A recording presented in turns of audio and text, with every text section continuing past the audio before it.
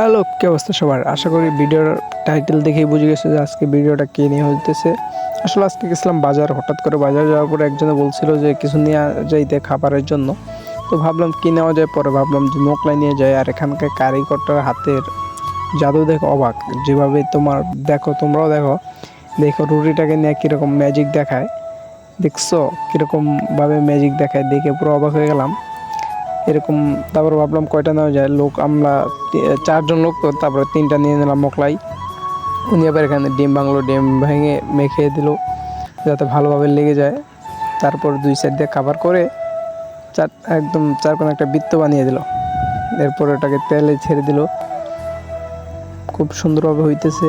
এখানে আরও একটির জন্য ডিম ভেঙে নিতেছে, পেঁয়াজ রসুন এগুলো দিয়ে নিতেছে, কাঁচামরিচ, দেখেই ভালো লাগতেছে। এখানে আবার একটি বিটলুমটা আমি নাম জানি না, খুব টেস্টি। ওনার হাতের মোগলাইও সেরকম। এটা হচ্ছে ভোলা চরপেশন, ভুয়ারহাট বাজারে।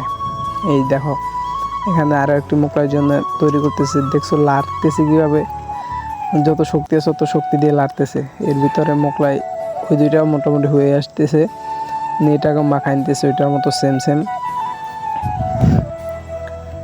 এর ভিতরে এটাও কমপ্লিট, এই 2টা হইতেছে। এর ভিতরে মাঝখানে 3 নাম্বারটাও দিয়ে দিয়েছে। এগুলো হতে থাক, ততক্ষণে আমরা আমাদের থুতমাদের একটু দেখাই। এটা হচ্ছে আমার মামতো ভাই, আমি আর ও বাজার গেছিলাম, ওকে দেখাইতেছি, ও হাসতেছে। এটা হলাম আমি, এই যে ব্রিজের পাশে ওদের রেস্টুরেন্টটা। তারপরে নিয়ে আসলাম সবাই মিলে, হাতে বললাম সবাই ধরে রাখা। তারপরে আমরা দেখতেছি, তারপরে খাওয়া শুরু করে দিল, জলস্থির মতো খাইতেছে। আচ্ছা আমরা খাইতে থাকি, আপনারা ভালো থাকেন। আসসালামু আলাইকুম। ভালো লাগলে লাইক কমেন্ট শেয়ার করে দিন।